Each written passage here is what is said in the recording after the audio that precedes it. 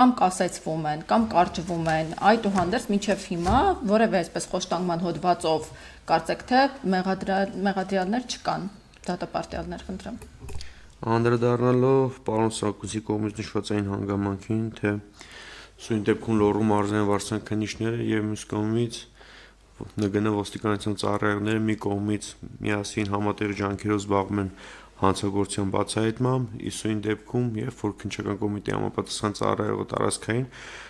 ոստիկանության ծառայողների կողմից առիթ հանցանքի վերաբերյալ քրեական վարույթ է իրականացնում, որոշակի շահագրգռվածություն լինի եւ չի կարող իր գործողություն դիտարկվել կոպիտ ասած իրավաչափ, սույն դեպքում պարոն Սարգսյան ցանկանամ նշել, որ տեղային քննիչները, մասնավորապես Լոռու մարզային քննչական վարչության քննիչները, տեղում իրականացնում են այնպիսի գործողություններ, որոնք ըստ էության քննիչի գործողությունների իրավաչափություն չի կարող կասկածի տակ դնել։ Մասնավորապես իրականացվում է անտձգելի քննչական գործողություն տուժողի արձագանություն, որը ըստ էության տուժողի իր կողմից նշված հանգամանքները մատնանշում են, թե քննիչը Լոռու մարզային քննչական վարչության քննիչը, թե խոշտանգումների վարչության քննիչը, որևէ կերպ քննիչը չի կարող միջամտել տուժողի ցուցմունքին, ըստ էության, որպեսզի վերջինս Լոռու մարզային ոստիկանության ծառայողների կողմից առիթ հանցանքի կատարման վերաբերյալ այլ հանգամանքներ նշի։ Ճիշտ է։ Մյուսը դատաբժշկական փորձաքննության նշանակման հետ կապված քննիչը ինչ անում։ Ձեռք է բերում համապատասխան բժշկական փաստաթղթեր, այդ թվում նաև հրատապ նշանակում է փորձաքննություն, որը նույնպես քննիչի որպես այդպիսին գործոնը ազդեցությունը որևէ նշանակություն չունի։ Մյուս գործողությունը հրատապության տեսանականով սարքի տեսակցության վերաբերյալ տեղեկատվության պահանջ ուղարկել է։ Սույն դեպքում այդ բոլոր անհետաձգելի գործողության կատարումը, որը իրականացնում են տեղային քննիչները, գտնում են, որ այնպիսի գործողությունների կատարում չի, որը կարող է կասկածի տակ դրվել Լոռու մարզային, այդ թվում մյուս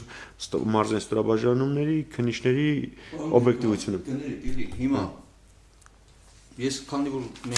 ես ելնում եմ փաստերի ման վրա Վահան Մկրտչյանին ձերբակալելու վերաբերյալ որոշումը կայացվել է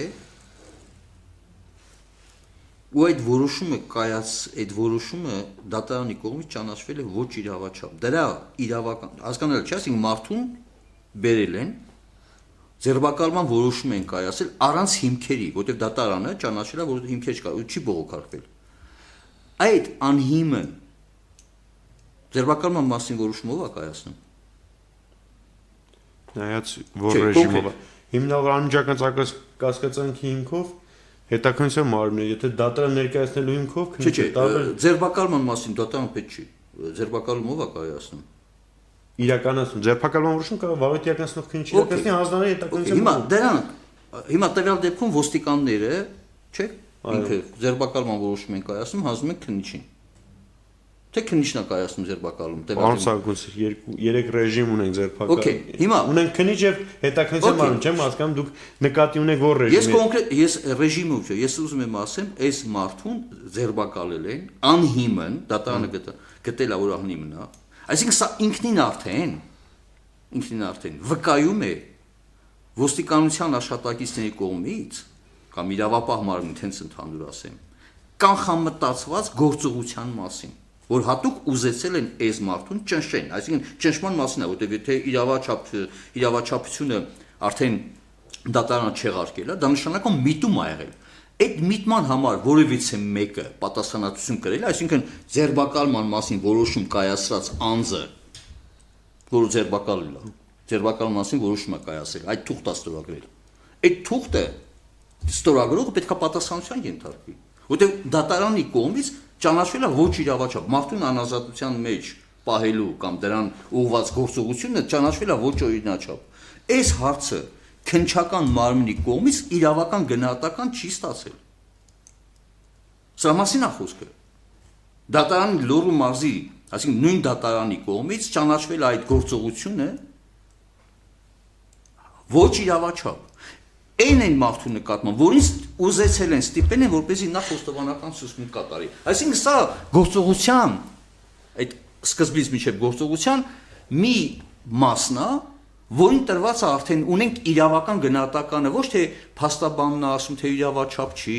ոչ թե ընդհանրենք այդտեղ քննվում է, թե քննիչը պետք է հարցաքննի, որ իրավաչափ է, թե իրավաչափ չի։ Կա դատարանի օրինական ուժի մեջ մտած որոշում, որ ձերբակալումը եղել է անհիմն իրավաչափ չի եղել։ Դրա հետևանքով պատասխանատվություն կրող անձ կա, թե չկա, կամ ինչ պատասխանատվության ենթարկվում, սրա մասին է խոսքը։ Ես հիմա չեմ էլ ասում, գիտեք ինչ, որ անպայման չի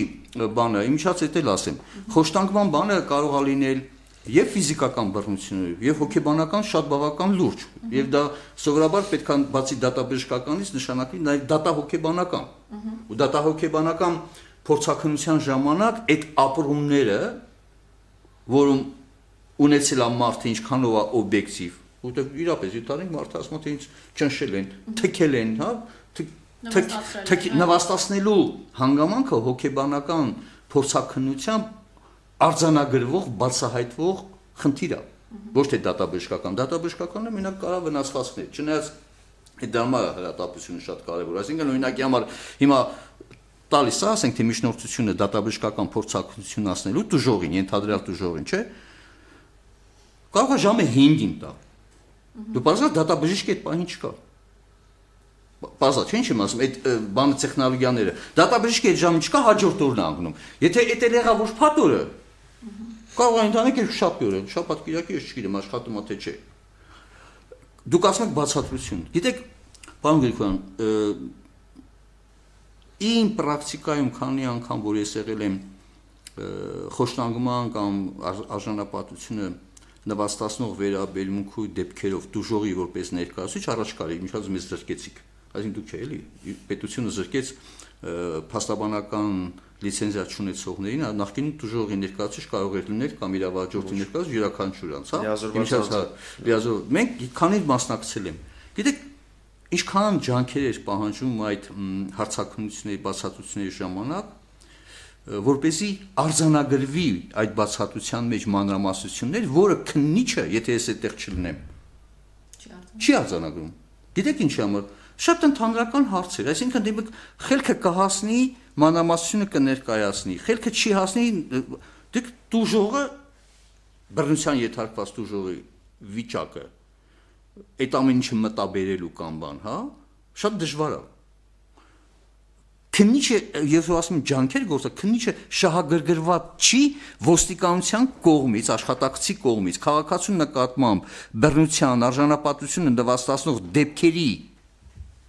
հիմնավորման վերաբերյալ ջանքեր գործադրելու շահագրգռված չի։ Ինքը չի մանրամասն հարցաքննում, մանրամասն հարցեր տալիս երևույթ ամբողջությամբ բանանելու։ Նույնիսկ եմ գրում, սա այն պրակտիկայից եմ ասում։ Անկամ նույնիսկ հատուկ քննչական ծառայության ժամանակ։ Որտեղ այս բանը սենց է, հա, այս բանը չես հիշում, հա դե լավ։ Դա ի՞նչն է պատճառը, վերապատրաստումներ են թե։ Ես ասեմ, ես հիմա խոսում եմ այնպիսի քննիչների մասին, որ երկար տարիների փորձ ունեն։ Շահագրգռվածության բացակայությունը պատասխանատվության չի ենթարկելու ոստիկանության աշխատակցի կողմից քաղաքացու նկատմամբ արժանապատվություն նվաստացնող դեպքերի տեսակետից։ Ես ասում եմ հստակ որպես օրինաչափություն, որտեղ գիտեք, չէ՞ շատ ոնց կարելի է հարցաքննություն անցկացնել։ Կարելի է շատ մակերեսին կամ խորքային, կարելի է տրամադրել, որ մարդը ճշմարտությունն ասի։ Ինքը զգա, որ իրապես որպես տուժող այդ քննիչի կողմից ընկալվում է որպես տուժող, ոչ թե այն տեսակետից տուժող, որ այլ քաղաքացու կողմից տուժող, այլ հենց ոստիկանության կողմից տուժող։ Այդ շահագրգռվածությունը տարբեր է։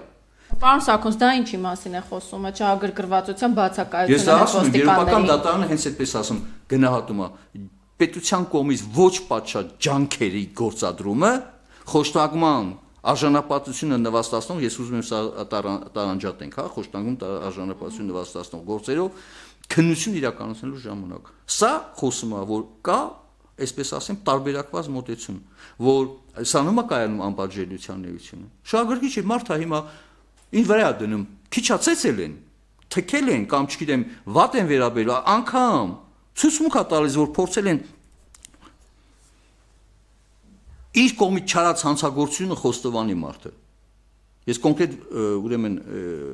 ամենացայտուն ես հիմա այս բանը որտեղ զբաղվում Վահան Մկրտչյանի բանով, հա։ Դա կրկին նույն սցենարն է, նույնն էլ ասում են։ Ոստիկանները, պարոն Գրիգորյան, այդ որն ոստիկանները, որոնք ենթադրյալ անցնում են այս բռնության գործով, իրանք գործողությունից ազատ են։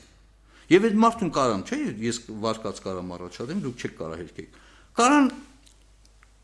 միջնորդներ կամ անդադ հետևել, օպերատիվ հետախուզական աշխատանքներ չեն իրականացնում։ Գիտեք, ես էլ չեմ կարող անընդհատ այդ հետևեմ թե բանը Պողոսի մեքենայով թե Կիրակոսի մեքենայով ինձ հետևում են եւ պարզա չէ ինչ որ մի հատ տարբերակ բռնեն, որ ինձ նեղը գցեն, ասենք ել բողոքից հրաժարվեմ։ Համոզիչ աշխատանքներ այսպես կոչված արտաքննչական գործողությունների միջոցով առաջինը չի, երկրորդը չի։ Ես ասում եմ ձեզ առնվազն ես իմ մի 15 տարվա, եթե ոչ 20 տարվա բանը իրավապաշտպան մեր պրակտիկայից ելնելով եմ ասում։ Այս սա համակարգային հարցեր են եւ այստեղա որ ցանկացած գիտեք ես մի բան էլ ասեմ արժանապատվությունը ընդհանրապես մարդու իրավունքների խախտման գործերով լավագույն օբյեկտիվ այսինքն լավագույն տարբերակը երբ որ օբյեկտիվ բազմակողմանի լրիվ քննության միջոցով հիմնավորվում է խախտման արկայությունը կամ հերկվում է խախտման արկայությունը եթե սա չկա մանիպուլյացիաները միշտ էլ լինելու են այս գիտակցությունը որ ոչ թե ելնել ըստ այն հանգամանքից թե ոստիկանության կողմից է նույնիսկ քաղաքացիների կողմից է եթե հանցագործություն է կատարվում էլի բռնությամբ ապօրինի մեթոդներով չի կարելի հանցավոր գործողությունը հիմնավորել սա շատ կարևոր բան եմ ես ասում շատ լավ պարոն Գրիգորյան խնդրեմ արձագանքեք փորձեմ արձագանքեմ որ հարցին չարձագանքեմ ասեք փորձեմ լրացուցիչ վիճակագրական տվյալները այդ թվում նաև ձեր կողմից է բարձրացված այն հարցը թե արկային խոշտանգման այդ թվում նաև 441 հոդվածի երկրորդ մասի առաջ կետով Պաշտոնական լիազորությունների անցնելը բռնության գործադրմամբ եւ վիճակագրական տվյալները նայում ենք նախաձեռնված վարույթներ, կարճված պասիվացված վարույթներ, դատանուղարկված վարույթներ, իրականում դատանուղարկված վարույթների քանակը քիչ է։ Սակայն դա ունի օբյեկտիվ պատճառաբանություն։ Օբյեկտիվ պատճառաբանությունը կայանում է հետեւյալում, ինչը օրինակ հատկանշանական է բարեկային ծառայողների կողմից առերևույթ իրականացվող քրեական վարույթներ։ Ինչ է կատարում։ Դժողի սկզբանե հաղորդում ներկայացնում այն մասին, որ ոստիկանության բարեկային ծառայողները շատ կոպիտ բյուրդ ուժ են գործադրել, բռնություն են գործադրել, դիտավորությամբ հարվածներ են հասցրել ու նկարագրում են շատ պատկերավոր կերպով ձեռքերը ոտքերով հարվածներ են հասցնում։ Հետագա քննության ընթացքում երբ որ նախաձեռնման վարույթ ստացվում տեսանկյունով սարքերի տեսագրությունները բարեկային ծառայողների ինչա պարզվում ոստիկանության ծառայողները գործադրում են ոստիկանության մասին օրենքով այդ թվում իրավական ակտերով նախատեսված իրավաչափ ֆիզիկական ուժ եւ մեծ թվով են կազմում այդպիսի քրեական վարույթներ որովհետեւ պայմանը երբ որ տեսանկյունով սարքի տեսագրություն ստանում են եւ լրացուցիչ հարցակնություն են իրականացնում տուժողների արդեն տուժողները հետեւյալ պատճառաբանություն են նշում որ գործադրվել է իրենց նկատմամբ ֆիզիկական իրավաչափ ուժ սակայն իրենք չեն գիտակցել Պարոն Սարգսյանց նման գործեր վարույթներ եղել է նաև երբ որ ձեր գրասենյակի համապատասխան փաստաբաններն են ներկայացված եղել։ Ունենք մի շարք խոշտանգման գործեր հետևյալ պատկերով, որ անձիկ տալիս են խոստովանական ցուցմունքներ, գործուղարկում է դատարան, արդեն իսկ երբ որ իր պաշտպանի փաստաբանը հետ խորհրդակցում են, հասկանում են, որ մեծապես գնահատում են, որ իրենց դատապարտումը հավանական է, այս դեպքերում ինչ է մնում, հիշալապացույցը իրավաչափությանը վիճարկելու համար հաղորդում են տալի, որ 2-3 տարի առաջ իրենց նկատմամբ կիրառվել է խոշտանգում։ Այդ թվում նաև մի շարք այլ դեպքեր։ Ձեր կողմից բարձրացվեց այն հարցը, թե առերևույթ այն ոստիկանության ծառայողները, ովքեր մեղսագրվում են առերևույթ հանցանքների կատարման համար, կասկածվում են, ինչու չիրականացնում պաշտոնավորման կասեցում։ Քրեադատավարական գործիքակազմի կիրառմամբ գիտենք բոլորս, որ պիտի հանրային քրեական հետապնդում հարուցված լինի ոստիկանության ծառայողների նկատմամբ, որովհետեւ կիրառվի խափանման միջոցներ։ Ինչ վերաբերում է թե ոստիկանության ծառայողների ոստիկանության վերադասության կարգով, ինչու կարգապահական վարույթի շրջանակներում չի կասեցում։ Այ ունենք իրավիճակ, երբ օրինակը բերենք լոռում, եւ որ ստանում են կահազանգեր, այնտեղ ցույց դեպքում Տիգրան Ուլուբաբյանի գործը։ Տիգրան Ուլուբաբյանը նշում է, որ 7-8 ոստիկանության ծառայող հարվածներ են հասցրել։ Առաջնորդվենք ձեր կողմից մատնանշած սկզբունքով։ 7-8 ծառայողի լիազորություն կասեցվեց։ Հետո հաջորդ օրը եկավ Անդրանիկ Ալոքյանը, Վահան Մկրտչյանը նշեց, որ 5 հոգի են բռնություն գործադրել։ Այդ լիազորությունները բոլորը կասեցվում են, ոստիկանության քրեական ոստիկանությունը մնում է առանց քրեական ոստիկանների եւ կատարվում է բազմաթիվ հանցագործություններ, որոնք չի բացահայտվում։ Եթե մենք ի սկզբանե քրեական վարույթի շրջանակներում, եթե մենք գնահատում ենք ի սկզբանե անձի ցուցմունք, դրան համարժեք այլ ապացույցների առկայություն։ Սույն դեպքում, եթե մենք օրինակ ուշադիր ուսումնասիրում ենք Տիգրան Ուլուբաևյանի ցուցմունքը, որ 2 ժամ 7-8 ոստիկանության ծառայը ոտքի եւ ձեռքով հարվածներին հասցրել։